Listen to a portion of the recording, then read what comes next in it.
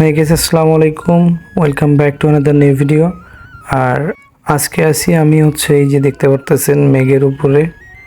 আসলে আমি না, আমার ড্রোনটাকে আমি আজকে কতটা উপরে উঠাইছি, এবং আজকে সকালবেলা যখন আমি ঘুম থেকে উঠি, ওঠার পরে যখন আমি দেখলাম যে আসলে চতুর্দিকে কুয়াশা পড়ছে এবং এত সুন্দর লাগতেছিল যে আমি ভাবলাম এই সকালবেলার ভিউটা আপনাদেরকে যদি না দেখি তাহলে আপনারা মিস করবেন। এই জন্য জাস্ট আমি সকালবেলা এই সুন্দর ভিউটা দেখানোর জন্য জাস্ট ড্রোনটা নিয়ে বের হলাম। এখন আমি আপনাদেরকে ড্রোনটা সর্বোচ্চ 500 মিটার পর্যন্ত নেওয়া যায়, কিন্তু আমি অত উপরে নিব না। 300 মিটার পর্যন্ত আপনাদেরকে নিয়ে দেখাবো যে আসলে উপর থেকে কীরকম একটা ভিউ পাওয়া যায়, এবং সেই ভিউটা আপনাদেরকে আমি আজকে ড্রোন শ্যুটের মাধ্যমে দেখাই দেবো।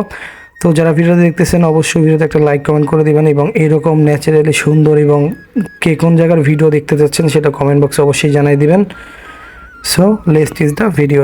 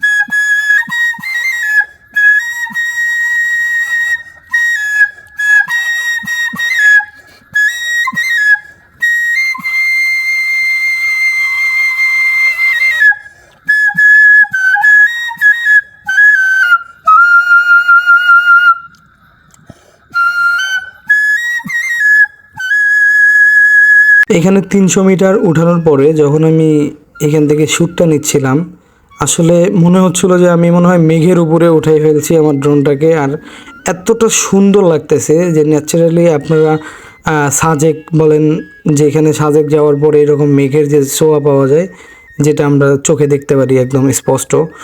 সো সেই রকম একটা ভিউ কিন্তু আমরা বাড়ি থেকে যে দেখতে পারতেছি, যে সাজেক যাওয়ার মতো একটা ভিউ কিন্তু আমি আপনাদেরকে দেখাই দিলাম যে আসলে কতটা সুন্দর লাগে মেঘের উপরে।